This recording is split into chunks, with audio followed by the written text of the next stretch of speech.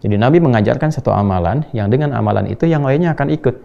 Paket ibadahnya ikut. Jadi artinya ngajinya juga diperbanyak, berbuat baiknya diperbanyak, sedekahnya diperbanyak. Sehingga semua ragam kegiatan tadi itu bisa kemudian kita siapkan untuk dibawa ke bulan Ramadan sesuai dengan menu-menu yang tampak di bulan Ramadan. Itu maksudnya.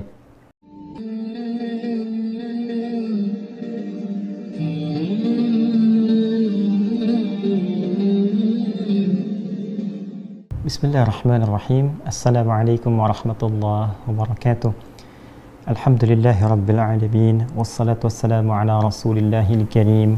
Nabiyyina wa sayyidina Muhammadin al-amin wa ala alihi wa sahbihi wa dhurriyyatihi wa ummatihi ila yaumiddin wa ba'd. Faya ahbaballahi wa ahbaba rasulihi sallallahu alaihi wasallam, usi nafsi wa iyyakum bitaqwallahi faqad fazal muttaqun. فلا تموتن إلا وأنتم مسلمون. فقال تعالى يا أيها الذين آمنوا اتقوا الله حق تقاته ولا تموتن إلا وأنتم مسلمون. Saudara-saudariku, apa kabar? Alhamdulillah kita kembali diberikan kesempatan oleh Allah Subhanahu wa taala untuk bersilaturahim dalam kajian kita di Aqsa Al-Quran Sunnah Solution edisi spesial. Di hari ini telah masuk di tanggal 20 Sya'ban. Semoga Allah Subhanahu wa taala senantiasa memberikan hidayah kepada kita semua agar dapat menata sekian banyak rencana kehidupan kita menjadi semua hal yang bermanfaat dan memiliki nilai di hadapan Allah Subhanahu wa taala, menjadi amal saleh insyaallah, dan juga memberikan kesempatan kepada kita untuk mengoreksi berbagai perbuatan-perbuatan yang kurang elok yang mungkin pernah dilakukan di masa lalu. Dengan demikian semoga Allah menggolongkan kita pada golongan hamba yang senantiasa gemar bertaubat sekaligus menjauhi maksiat dan juga semangat mengerjakan sifat-sifat taat. Teman-teman, malam ini spesial. Yang pertama tentunya kita mohon maaf untuk menyesuaikan waktu tayang kita di malam hari ini ba'da Isya, mengingat ada beberapa kegiatan-kegiatan yang terkait dengan agenda di hari ini. Alhamdulillah, malam ini terberi kesempatan untuk melanjutkan kajian kita dengan edisi spesial, membahas tentang amalan-amalan khususnya menjelang akhir Sya'ban sebagai persiapan ke bulan Ramadan. Waktu kita malam ini tidak banyak, oleh karena itu insya Allah kita akan fokuskan pada poin-poin penting yang kiranya dengan izin Allah Subhanahu wa taala bisa memberikan kepada kita beberapa tambahan pengetahuan sekaligus persiapan menjelang bulan Ramadan, sehingga insya Allah tahun ini kita berpuasa lebih siap, lebih baik, dan lebih berkualitas dibandingkan dengan tahun-tahun sebelumnya. Teman-teman, ada beberapa bagian yang penting kita petakan terlebih dahulu sebelum kita membahas tema kita ini. Yang pertama adalah mengapa mesti memulai dengan Sya'ban. Yang kedua, apa kaitan Sya'ban dengan Ramadan? Yang ketiga, persiapan apa yang harus kita optimalkan di bulan Sya'ban ini, khususnya menjelang akhir bulan Sya'ban, sehingga dapat maksimal ketika memasuki bulan Ramadan. Baik, di tiga bagian ini saja kita akan coba mengelaborasi lebih. Pertama dari pengertian dulu supaya kita paham sampai ke akar-akarnya.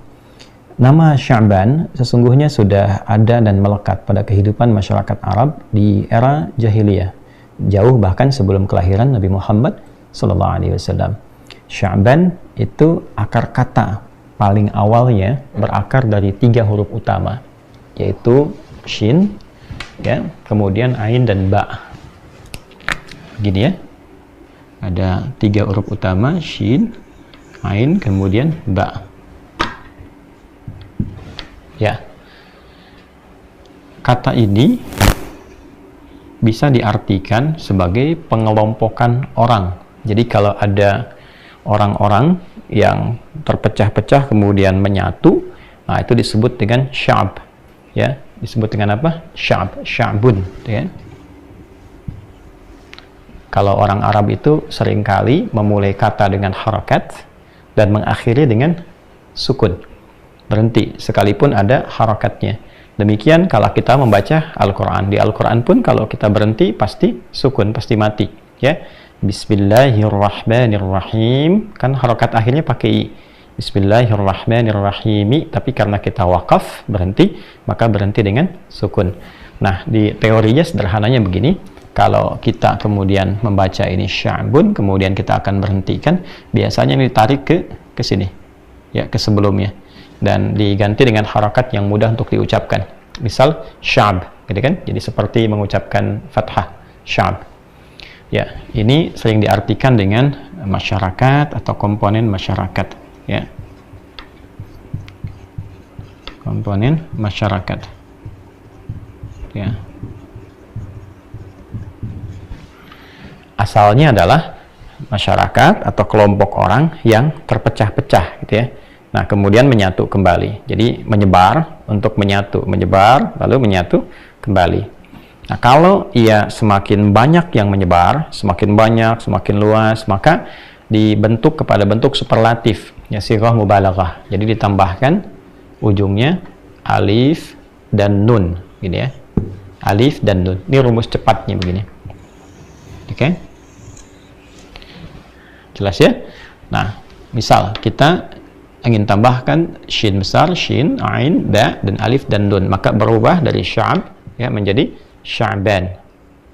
Ya, sya'ban. Jadi kalau ada tambahan alif, ya, alif ini berfungsi untuk memanjangkan harakat sebelumnya. Beda dengan hamzah, ya. Kalau hamzah berharakat, kalau alif tidak berharakat. Alif hanya memanjangkan harakat sebelumnya. Rumus cepatnya kalau ada alif ini, ya, maka huruf sebelumnya itu harakatnya pasti a. Pada umumnya demikian. Ya, pada umumnya pasti a. Jadi begitu ditambahkan alif ini jadi a, fathah maksudnya. Dan ini ada panjang dua harakat, sya'ban. Kalau kita baca Quran jadi dua harakat, sya'ban, ya. Intinya ini menjadi fathah. Di kelompok masyarakat yang banyak berpencar, ya kan? Kemudian untuk kembali lagi. Nah, kenapa bulan ini disebut dengan Sya'ban, yaitu bulan ke-8 dalam urutan bulan-bulan yang membentuk kemudian atau kelak tahun Hijriah. Kenapa disebut dengan Sya'ban? Karena pada bulan ini umumnya masyarakat di era jahiliyah pada masa itu, dan ini berlangsung, ya, punya tradisi untuk menyebar orang-orangnya, masyarakatnya, untuk mencari sumber air. Ini poinnya, ya, untuk mencari sumber air. Ya, mengapa? Karena nanti pada bulan yang ke-9 itu ada kondisi yang sangat terik sinar mentarinya, saking teriknya itu seperti membakar, gitu ya. Sehingga diduga sumber-sumber air yang tadinya mungkin ditemukan oase dan sebagainya mungkin boleh jadi akan mengering, ya, saking terik, saking panasnya. Karena itulah mereka berpencar menyebar di bulan ke-8 untuk mencari sumber air, kemudian mengumpulkan itu dan kembali lagi ke tempat mereka masing-masing, kumpul kembali lalu menyimpan itu sebagai persiapan di bulan ke-9. Sesuatu yang terik, yang sangat membakar, ya, itu asalnya berasal dari kata ramadha, begini, ya, ya, ramadha. Karena itu ada orang Arab mengatakan ramdah bagi kerikil yang kena terik panas dan ketika diinjak dia membakar, ya.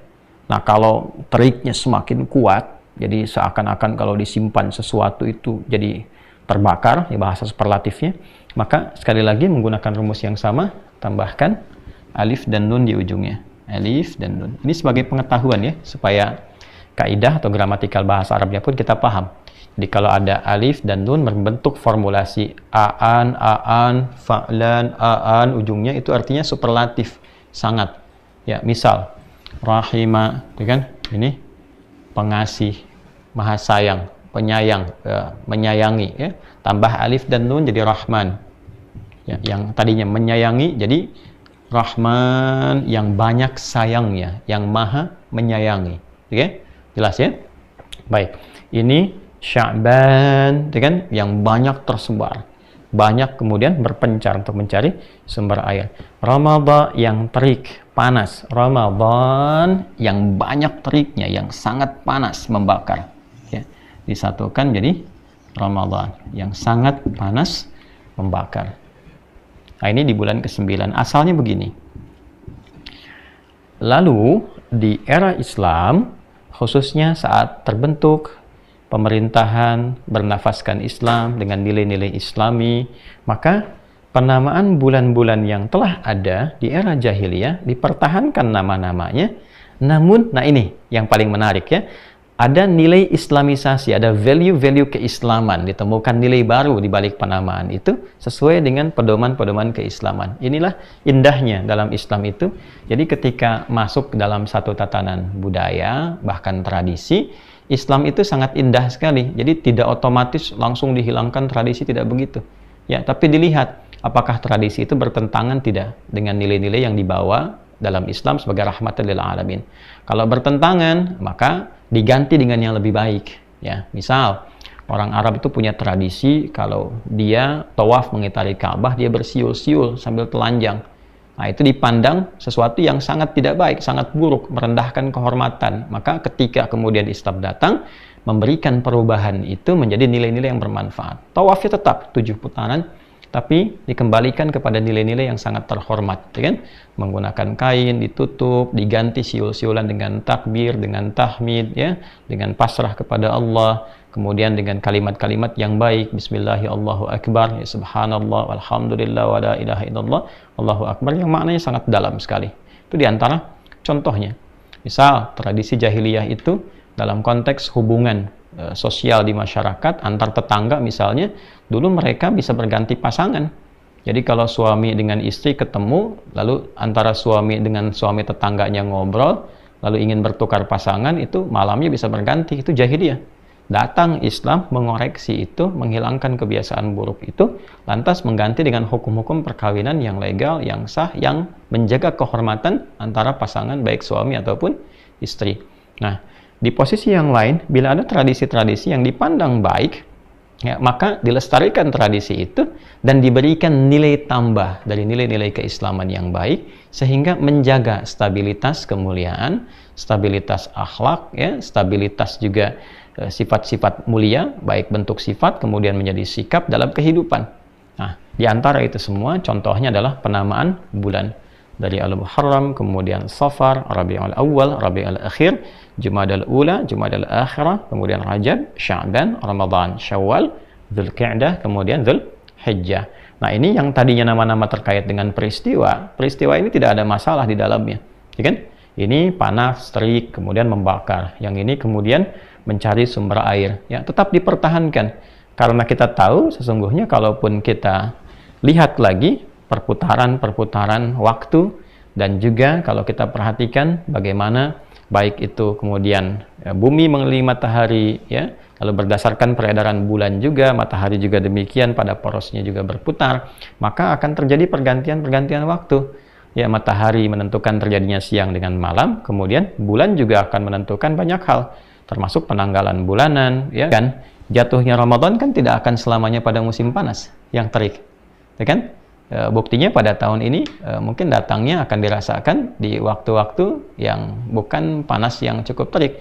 Sekarang kita lihat masuk pada bulan Maret bersamaan dengan Masehinya. Barangkali di Arab malah masuk musim semi, gitu kan?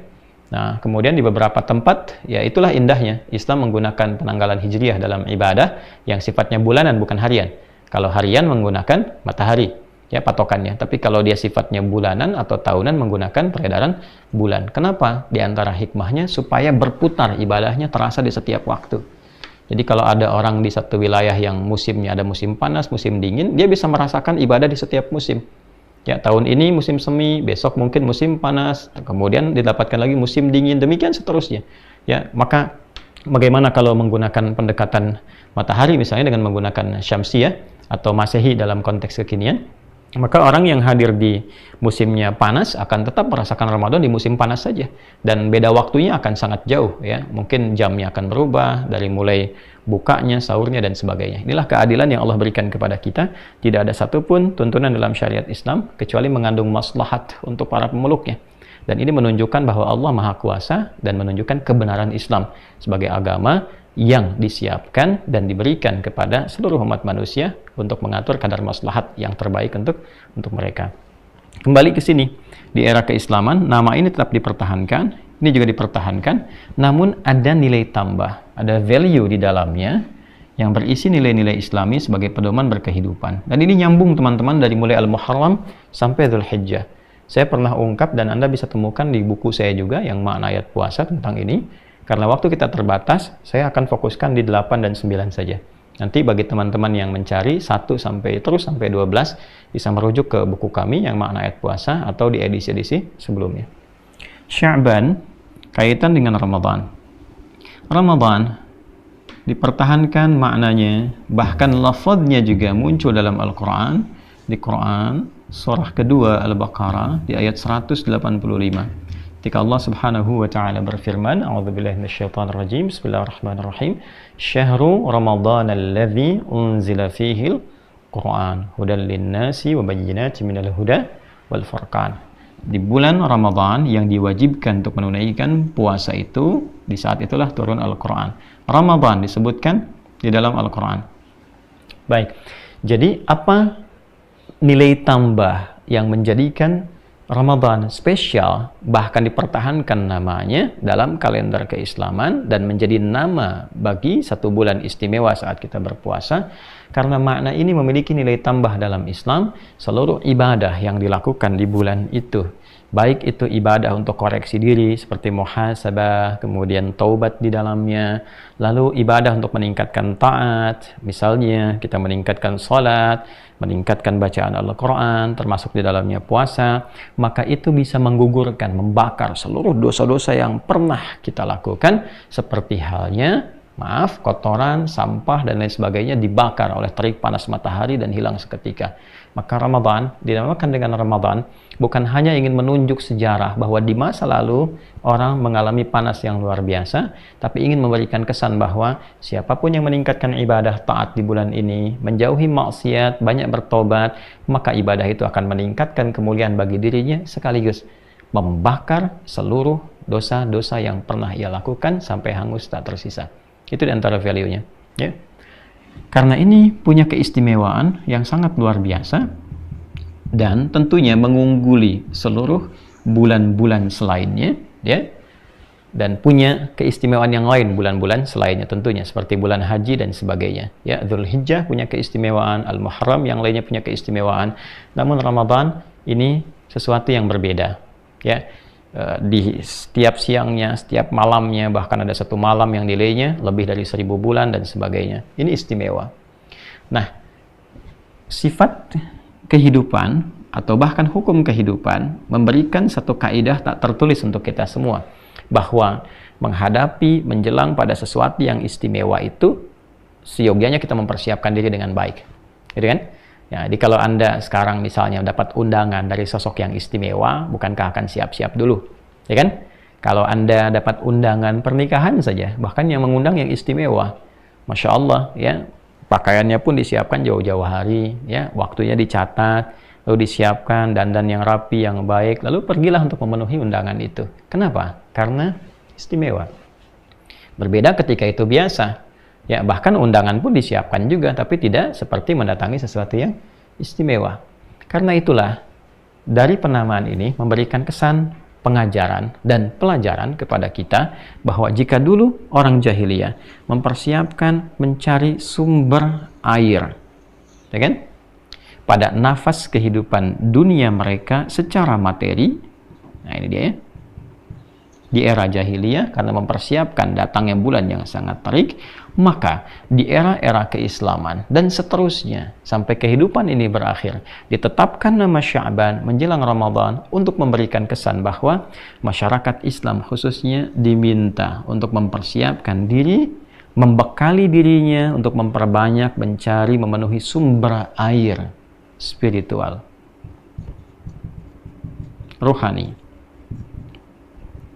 Jadi kalau yang ini sifatnya materi, fisikal, jasmani, yang ini lebih kepada rohani, spiritual. Yuk, setiap kita, seperti masyarakat itu berpencar, satu-satu mencari, maka di bulan Sya'ban, idealnya setiap individu muslim itu menyebar, ya, memfokuskan dirinya untuk meningkatkan kekuatan spiritualnya. Mencari sumber-sumber spiritual yang bisa menguatkan rohani. Untuk apa? Sebagai persiapan jemputan datangnya bulan yang istimewa, yang di bulan ini akan banyak menu-menu rohani, menu-menu spiritual yang akan dikonsumsi yang manfaatnya meningkatkan ketahanan hidup dunia akhirat kita, sekaligus membentuk pribadi yang lebih baik dibandingkan hari sebelumnya. Karena inti kehidupan manusia itu pada rohnya. Kalau tidak ada roh, ya tidak hidup, ya kan? Jadi inti kehidupan di roh. Kalau tidak ada roh, tidak hidup. Sifat roh disebut rohani, segala yang terkait dengan roh. Maka segala yang terkait dengan kebutuhan roh disebut dengan rohani aspeknya. Di mana ditemukan menunya? Pada nilai agama. Karena itu manusia butuh beragama, ya kan? Bagaimana menemukan agama yang benar? Maka kita ada kualifikasinya. Ini 1, 2, 3 yang sesuai dengan kebutuhan roh. Kalau fisik butuh ini, akal butuh itu, maka roh butuhnya apa? Pasti akan mencari. Nah, menu paling banyak disajikan untuk kepentingan rohani itu adanya di Ramadan. Karena itulah dalam bulan Ramadan, jiwa spiritual kita semakin meningkat, ketenangan kita semakin kuat, semangat kita beribadah meningkat. Kenapa? Karena memang bulan ini disiapkan untuk memenuhi kebutuhan rohani. Ya, bukan dalam konteks jasmani, walaupun jasmani juga ikut terpenuhi. Kalau rohnya terpenuhi, jasmani pasti ikut. Kalau roh kuat, jasmani pasti kuat. Ya, rohnya kuat. Ramadan kan makan kadang sedikit. Awal-awal aja banyak dikumpulkan. Setelah itu kan jadi sedikit, ya kan? Minumnya sedikit. Minum teh manis kok tiba-tiba jadi kuat, gitu kan? Nah, jadi ibadah itu kalau rohnya semakin kuat, fisiknya ikut. Makanya di era dulu, ya peristiwa-peristiwa bahkan hal-hal terkait militer banyak terjadi di bulan Ramadan. Perang Badar itu kan Ramadan, ya kan? Bahkan kemerdekaan kita pun Indonesia di bulan Ramadan. Jangan lupa hari Jumat bulan Ramadan, ya. Nah, kenapa? Karena kekuatan spiritual itu akan mendorong pada kekuatan intelektual dan pada saat bersamaan juga memberikan pengaruh pada kekuatan jasmani, ya, kekuatan fisikal. Nah, ini sudah pasti, ini sudah rumus karena ini sumber kehidupan. Kembali ke sini. Karena ini begitu istimewa, banyak sekali menunya, maka kita harus punya kesiapan. Ya, kalau tidak siap, bermasalah. Seperti Anda mendatangi undangan, tidak siap. Panggilannya istimewa, undangannya istimewa, tokoh penting, ya, yang bahkan Anda mungkin sangat dambakan untuk berjumpa dan sebagainya, tetapi kemudian lupa, tidak punya persiapan. Ya, tahu-tahu sudah datang waktunya, sudah harus berangkat, sementara persiapan belum baik. Kan tidak nyaman, datang tidak nyaman, ketemu juga kurang nyaman, dan sebagainya. Maka dari itu penting di bulan Sya'ban mempersiapkan kekuatan rohani sehingga ketika menjelang datangnya waktu bulan suci yang istimewa, yang mulia itu, kita sudah punya, nah ini, nilai adaptasi atau kemampuan adaptasi yang baik untuk menyelaraskan diri, ya, dari, kalau saya sebut diri itu artinya fisikal, intelektual, dan spiritualnya, ya, dengan bulan Ramadan. Jadi nanti kalau sudah adaptasinya bagus, segala menu yang ada di Ramadan mudah untuk dilahap, ya, mudah kemudian untuk dioptimalkan dalam kehidupan. Maka ini yang pertama tadi kita uraikan pertanyaannya, mengapa Sya'ban itu menjadi penting? Karena Sya'ban adalah pondasi, kan, spiritual terbaik untuk mengokohkan kesiapan kita menghadapi Ramadan.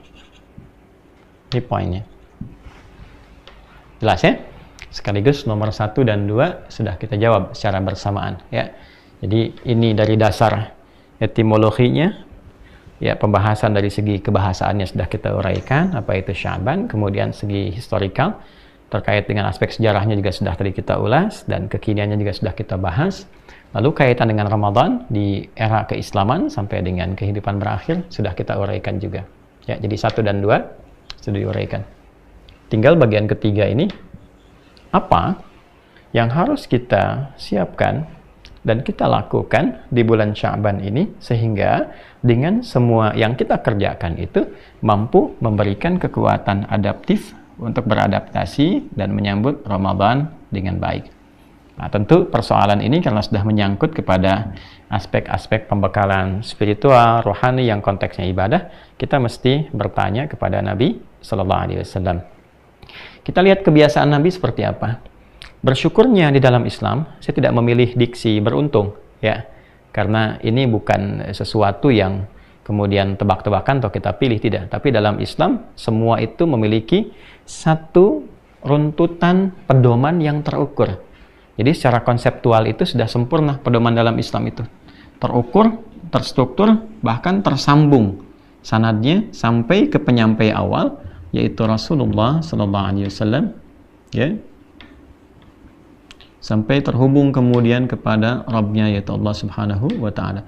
Dan ini bisa teman-teman diriset, karena menariknya dalam Islam itu selalu mengajak kita untuk berpikir, untuk meriset. Ya, bahkan aspek akidah pun itu kepada kita dipersilahkan untuk menggali, meriset kenapa Tuhannya harus Allah, kenapa tidak yang lain, apa sifat-sifat Tuhan itu, kenapa disebut Tuhan, apa bedanya Tuhan dengan bukan Tuhan, sampai kita menemukan kebenaran sejati yang tidak dipaksa. La ikraha fid din, ya. Dan dari hasil yang kita dapatkan itu dipersilahkan untuk memberikan sebuah simpulan yang menghadirkan keyakinan kuat yang kelak dipertanggungjawabkan. Kalau kematian kan semua meninggal, kan? Tapi setelah meninggal itu apa yang dihadapi? Nah, Islam itu bukan hanya memberikan harapan, tapi memberikan sebuah kepastian pedoman yang menjelaskan fase kehidupan sampai kembali kepada Allah. Intinya seperti itu. Nah, berbahagianya kita, bersyukurnya kita pada Allah, persoalan-persoalan kehidupan itu tidak ada yang tidak ada jawabannya. Tidak ada yang tidak ada jawabannya. Perhatikan kata-katanya. Di semua persoalan kehidupan itu selalu ada jawabannya. Itulah indahnya dalam Islam. Dan jawaban itu bukan jawaban-jawaban kreatif. Para ustadz misalnya, para ulama, para kiai, bukan. Tapi semua bersanad. Ya, semua bersanad, transmisinya tersambung kepada Nabi SAW. Itulah menunjukkan kebenaran dalam risalah Islam. Bagaimana sebuah ajaran yang diajarkan 15 abad lalu, tapi akan selalu berkesesuaian dengan kebutuhan hidup manusia, kapan dan dimanapun ia berada. Oke, secara cepat saja, apa kebiasaan Nabi untuk menyiapkan diri menjelang Ramadan? Pertama kita temukan lacak dulu ya. Jadi kalau dilacak nanti bisa ditemukan referensinya. Di dalam kitab Sunan An-Nasa'i, ya, nomor hadis 2357. Kalau nomornya tidak sama dengan apa yang Anda dapati dalam kitab, mungkin beda cetakan. Kadang-kadang beda cetakan juga beda halaman mungkin terjadi, atau sering terjadi begini, ada versi yang komplit, ada versi yang ringkasan. Ringkasan ini biasanya hadis-hadis yang mirip-mirip itu tidak dicantumkan lagi, sehingga penomoran bisa berubah. Nah, kalau tidak ditemukan nomor yang sama, periwayatnya ini paling gampang. Ya, kalau periwayat kan sudah pasti orang. Ya, kalau orang harus ketemu. Kalau nomor kan nggak dinomorin juga nggak ada masalah, gitu kan. Diurutkan hadis nggak ada nomornya nggak ada masalah. Ya, yang masalah itu ada nomor nggak ada orangnya. Periwayatnya siapa? Nggak ada. Tiba-tiba ada hadis, nah itu bermasalah. Ya, diriwayatkan dari sahabat mulia namanya Usamah bin Zaid. Usamah bin Zaid. Ya. Secara singkat, satu kali sahabat mulia Usamah bin Zaid bertemu dengan Nabi Sallallahu Alaihi Wasallam dan mengamati kebiasaan Rasulullah SAW di bulan Sya'ban. Ternyata dilihat bahwa bulan Sya'ban ini Nabi banyak menunaikan puasa. Ya, Nabi banyak menunaikan puasa. Sehingga beliau kemudian mengklarifikasi, bertanya, meminta petunjuk kepada Nabi SAW atas kebiasaan itu. Ya Rasulullah, wahai Rasulullah SAW, lam araka, ya, saya tidak pernah melihat, memperhatikan Anda, tasumu, Anda menunaikan puasa syahran dalam satu bulan, kan? Dalam sebulan, lebih banyak daripada apa yang Anda tunaikan di bulan Sya'ban ini. Ya, mengapa demikian? Nah, jadi ternyata sahabat-sahabat mulia itu seringkali mengamati kebiasaan-kebiasaan Nabi SAW dalam segala hal. Ya, termasuk salah satunya adalah kebiasaan beliau di bulan Sya'ban. Ternyata banyak puasa Nabi, memperbanyak puasa. Maka Nabi SAW kemudian memberikan jawaban, menarik jawabannya, tidak langsung kemudian menjawab ke intinya, tapi memberikan sebuah penekanan untuk memberikan kesan keistimewaan tentang bulan Sya'ban. Dzalika syahrun yaghfulu anhun nas. Ya. Dzalika syahrun, Sya'ban itu, ya. Dzalika syahrun, Sya'ban itu yaghfulu anhu an-nas atau katsirun minan nas.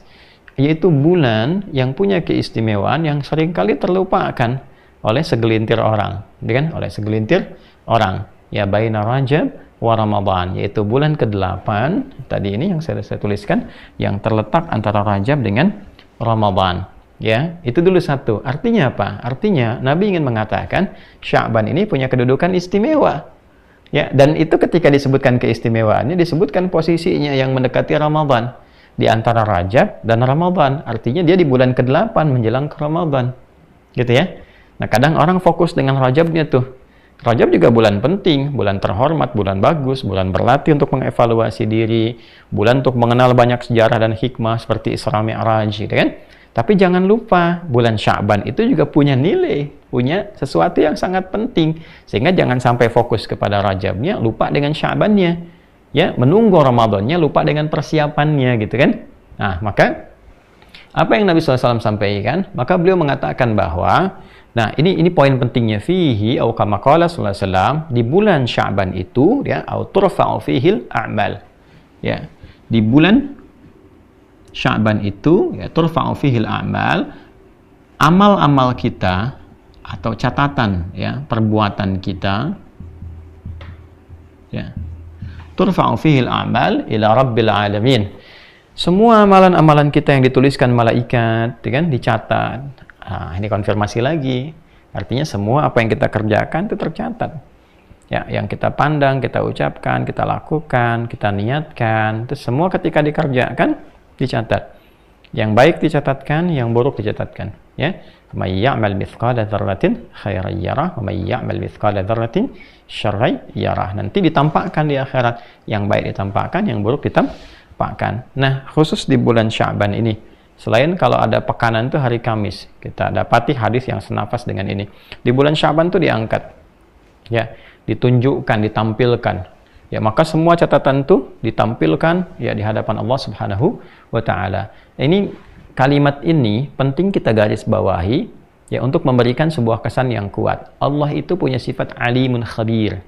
Maha mengetahui, maha mendalami. Jadi nggak diangkat pun Allah sudah pasti tahu. Sebelum dituliskan pun sudah pasti diketahui.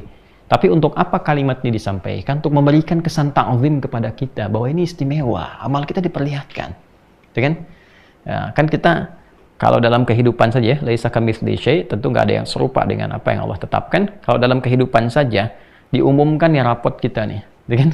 Rapot diumumkan dan nilainya bagus, senang kita kan? Ya kan? Tapi kalau nilainya nggak bagus, nggak enak kita kan? Makanya kalau kita tahu akan diumumkan nih rapot kita persiapkan kan supaya nilainya bagus. Ya kan? Nah, yang tahu itu siapa? Yang tahu itu penting bagi kita. Kembali ke kita, kamu harus punya persiapan. Karena kalau sudah ditampakkan di hadapan Allah, disampaikan pada malaikat dan sebagainya, diketahui keadaan diri kita. Kalau Allah sudah maha tahu sebelum dan setelahnya. Tapi pentingnya itu kembali ke kita untuk membaca hikmahnya. Bahwa ada amal-amal kita yang diungkap. Nah, saat diungkap itu, masa merasa malu? Kan? Ya, masa merasa tidak malu kalau diungkap dalam keadaan yang tidak baik. Maka harusnya menjadi motivasi kita. Ketika diungkap, saya pengen baik. Nah, jadi sifat itu kalau sudah melekat pada diri kita dan hadir kemudian sikap ihsan, maka auranya akan menyebar ke setiap waktu. Tidak hanya menunggu Sya'ban saja, setiap waktu, karena dilatih selama Sya'ban, kita merasa terungkap amal kita di hadapan Allah, maka melekat pada diri kita. Akhirnya apa? Terbawalah sebuah sifat ihsan namanya. Ihsan itu menjadikan semua kegiatan kita sebagai ibadah merasa diawasi oleh Allah. An ta'budallaha ka'annaka tarah, fa illam takun tarahu fa innahu yarak. Itu ditemukan di hadis riwayat Imam Muslim. Muslim nomor hadis yang ke-8 dari Umar bin Khattab radhiyallahu taala anhu. Jadi kita merasa semua kegiatan kita itu diawasi Allah, sehingga ketika merasa diawasi kita pengen yang terbaik. Itu poin besarnya. Nanti banyak sekali gaya bahasa semacam itu kita temukan, baik di Al-Quran ataupun dalam hadis-hadis Nabi Muhammad sallallahu alaihi wasallam.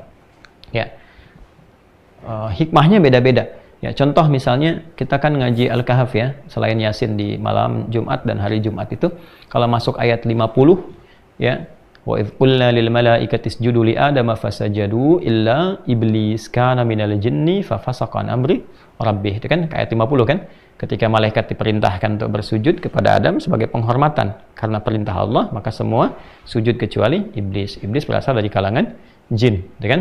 Nah, kalau kita kembalikan mundur ke belakang, ya 11 surah sebelumnya, kita temukan surah ke-7 Al-A'raf ayat 12 sampai 13. Itu kan dikonfirmasi.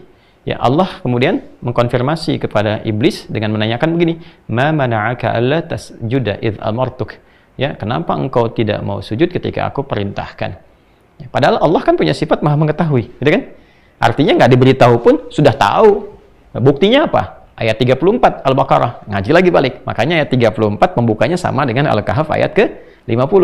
Lihat Al-Baqarah ayat 34. Wa idz qulna lil malaikati isjudu li adama fasajadu illa Iblis. Sama dengan pembuka Al-Kahf. Tapi di Al-Kahf ditunjukkan siapa iblis ini, genealoginya kemana? Kana minal jin, ya, termasuk golongan jin, fa fasaqa an amri rabbih, yang kemudian dia menyimpang dari ketaatan jadi maksiat. Ya kan, untuk menunjukkan genealoginya. Tapi yang di Al-Baqarah 34 menunjukkan awal pengetahuan Allah yang sudah mengetahui apa yang terjadi dalam diri iblis sebelum itu diungkap. Makanya disebutkan dulu pengetahuan Allahnya, aba wastakbar, dia enggan hormat kepada Adam, sujud hormat kepada Adam karena merasa sombong, ada kesombongan dalam hatinya. Tapi bagaimana itu bisa diungkap? Ya kan? Ya, kalau Allah sampaikan pasti semua sujud, malaikat pasti tahu. Ya, pasti malaikat mengerti Allah Maha tahu. Tapi untuk menguatkan itu semua dikeluarkan di lisan iblis. Ya, supaya iblis tidak ngeles. Tidak, ya Allah, saya tidak begitu, maka diungkap di lisannya. Maka keluarlah Quran surah 7 ayat 12 untuk mengungkapnya. Qala ma mana'aka alla tasjuda idh amartuk. Ya, maka dijawab dia, qala ana khairum minhu, khalaqtani min narin wa khalaqtahu min tin. Ya Allah, saya lebih hebat dibandingkan dengan Adam.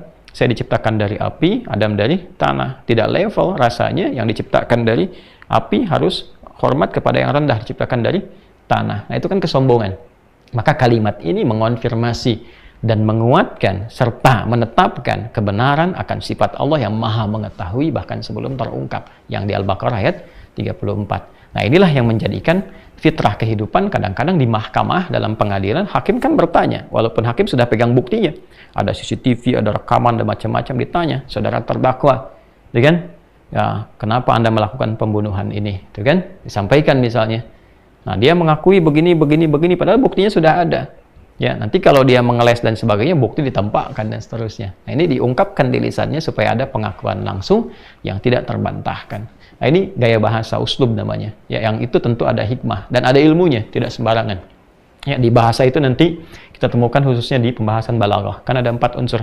Ada nahwu, kemudian ada saraf, ada balaghah ada 3 cabang lagi nanti, ma'ani, bayan, dan badi'. Nanti yang keempat ada arud, untuk memahami struktur di sastra, ya, sastra Arab dan seterusnya. Ada arud dibagi 16 lagi, disebut dengan bahar. Ada tawil, ada madid, ada rajas, dan seterusnya. Ya. Nah, ini kita temukan khususnya dalam pembahasan nanti di bab ilmu balaghah, di bayan khususnya, ya.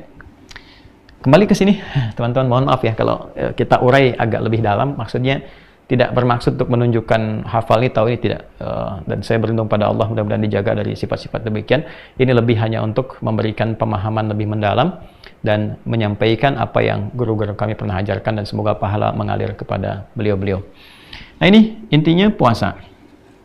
Dan puasa di bulan Sya'ban itu menjadi istimewa untuk apa? Satu, membiasakan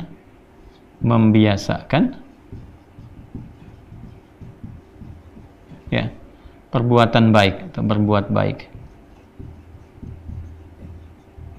Kedua, ya, setelah ini menjadi kebiasaan, konsisten, nanti ada kesiapan untuk memasuki Ramadan. Ini poinnya, ini intinya. Ya. Nah, jadi Nabi mengajarkan kepada kita seluruhnya tentang satu amalan yang cerdas, yang sekali dikerjakan, amalan lain semua ikut. Nah, inilah di antara hal yang sangat penting menjadi keistimewaan Nabi SAW, yang menunjukkan bahwa beliau itu dibimbing oleh Allah Subhanahu wa Ta'ala. Apa buktinya? Nah, ini bisa saja Nabi kemudian memperbanyak bacaan Quran misalnya, Nabi memperbanyak sholat malamnya, tapi yang dikerjakan justru puasa. Kenapa? Karena puasa itu amalan unik, yang saat ia dikerjakan, maka amalan-amalan yang lainnya menjadi tertarik, ikut meningkat. Ya, contoh, orang kalau tidak puasa, mungkin untuk mengerjakan amalan sunnah kurang termotivasi. Tapi saat puasa itu kan amalan sunnah meningkat. Ya, kemudian juga bacaan Quran jadi meningkat, keinginan berbuat baik jadi meningkat, dan sudah otomatis dia akan tercegah dari perbuatan-perbuatan maksiat. Gak akan mau maksiat orang puasa, takut batal puasanya. Jadi Nabi mengajarkan satu amalan yang dengan amalan itu yang lainnya akan ikut. Jadi ketika Nabi memberikan contoh memperbanyak puasa sunnah, dalam konteks itu juga isiannya ikut, paket ibadahnya ikut, bukan cuma tahan lapar dan haus saja, ya. Jadi artinya ngajinya juga diperbanyak, berbuat baiknya diperbanyak, sedekahnya diperbanyak, sehingga semua ragam kegiatan tadi itu bisa kemudian kita siapkan untuk dibawa ke bulan Ramadan sesuai dengan menu-menu yang tampak di bulan Ramadan. Itu maksudnya.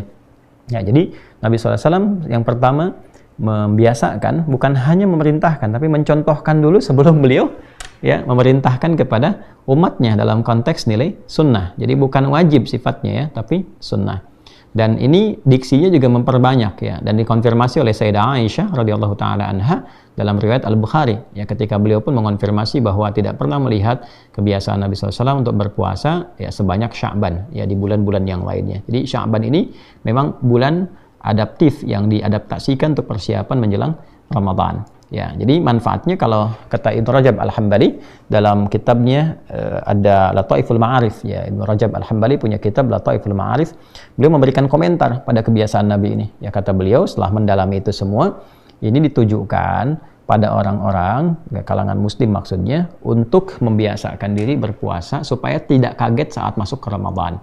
Jadi nanti kalau ada orang yang belum terbiasa puasa, tiba-tiba menghadapi Ramadan, nah akhirnya kaget, tubuhnya belum bisa menyesuaikan diri, metabolismenya agak lambat dengan kebiasaan Ramadan, maka disiapkanlah saat Sya'ban ini. Dan sifatnya memperbanyak itu kan artinya menambah dari kebiasaan. Ya, tidak harus memaksakan seperti orang yang telah terbiasa, tidak. Yang belum pernah puasa, cobalah puasa Senin misalnya, ya kan? Ya, kemudian tambahkan ya Selasanya istirahat dulu, Rabu tambahkan, atau Kamis mungkin puasa, kan? Nah, yang sudah biasa Senin Kamis tambahkan misalnya Senin puasa, tambah Selasa, Rabu istirahat, Kamis puasa lagi, diperbanyak supaya gairah ibadahnya meningkat. Bukan hanya gairah tahan laparnya, kalau tahan lapar, haus juga boleh jadi banyak orang yang bisa. Tapi kan tidak semua orang puasa bisa meningkatkan bacaan Quran, bisa meningkatkan sholat sunnah dan sebagainya. Itu poinnya. Ya, itu poinnya. Jadi itu yang dimaksud dengan Sya'ban, kemudian bagaimana mengisinya, menyiapkan ke Ramadan, dan seterusnya. Nah, ini menjadi penting teman-teman sekalian, karena sekaligus motivasi bagi saya pribadi juga. Ya, ini mohon juga teman-teman mendoakan, mohon juga dikoreksi. Saya secara pribadi juga meminta maaf kepada teman-teman semua. Tentu ditemukan banyak khilaf, banyak salah, yang tentunya menjadi renungan, baik saat umrah sampai dengan kembali. Nah, itulah sebabnya saya beberapa hari ini ingin banyak mendengar, ya kan? Ingin banyak mengoreksi diri sebelum banyak bicara lagi, karena tentu apa yang kita sampaikan kita pun akan dihisab juga, ya. Dan itu yang paling penting untuk seringkali ditangisi, ya, seringkali untuk bukan sekedar direnungi tapi dievaluasi. Saya minta doa dari teman-teman, mudah-mudahan diberikan keikhlasan, diberikan kemampuan dalam berdakwah secara baik dan konsisten dalam itu. Kembali ke sini, bulan Sya'ban seperti yang telah diuraikan, tinggal tersisa kurang lebih ada 10 hari lagi ya. Saya tidak akan bahas dulu kapan awal Ramadannya, nanti kita ambil topiknya ya, yang pasti tanggal 1 yang pasti tanggal 1. Tapi kurang lebih ya kita ada 9-10 hari ke depan ya sebagai persiapan menuju Ramadan. Ada bagian sepertiga terakhir di bulan Sya'ban ini di hadapan kita. Besok hari Jumat ya, selanjutnya nanti ada hari-hari menjelang Ramadan, kita bisa optimalkan apa yang dicontohkan dan diisyaratkan oleh Nabi sallallahu alaihi wasallam, yang didokumentasikan itu sehingga sampai kepada kita dan bisa kita akses hingga saat ini. Nah, itu yang bisa disampaikan. Sekali lagi maafkan saya. Semoga Allah mengampuni dosa-dosa kami, dan tolong doakan semoga dapat ikhlas dalam berdakwah, dan yang lebih penting semoga Allah meridai ketika kita kembali kepada Allah dalam keadaan yang baik, dalam keadaan yang bisa meraih ridha, yang mudah-mudahan dengan itu semua sekali lagi bisa diberi kesempatan juga untuk bersua dengan Rasulullah SAW. Allahumma taqabbal minna innaka antas sami'ul alim wa tub alaina innaka antat tawwabur rahim. Allahumma barik lana ya Allah fi syahri Sya'ban wa balighna Ramadan. Ya Allah, anugerahkan keberkahan pada kami, tambahan kebaikan di bulan Sya'ban ini, dan mohon berikan kami kesempatan untuk sampai ke bulan Ramadan ya arhamar rahimin. Rabbana atina fid dunya hasanah wa fil akhirati hasanah wa qina adzabannar. Allahumma ihfadz biladana an Indonesia ya arhamar rahimin waj'alha baldatan thayyibatan anta tardaha. Ya Allah, anugerahkan keberkahan, ketenangan, kedamaian, kebaikan pada negeri kami Indonesia ya Allah. Jauhkan dari berbagai perbuatan maksiat, jauhkan dari perpecahan, jauhkan dari keburukan-keburukan. Lindungi kami ya Allah, jaga kami, berikan kemampuan kami untuk berbuat baik sampai dengan kembali kepadamu dalam keadaan husnul khatimah. Bifadlika subhana rabbika rabbil izzati amma yasifun, wa salamun alal mursalin, wa akhiru da'wana subhanakallahumma rabbana wa bihamdika nashhadu an la ilaha illa anta nastaghfiruka wa natubu ilaik, walhamdulillahi rabbil alamin. Assalamualaikum warahmatullahi wabarakatuh.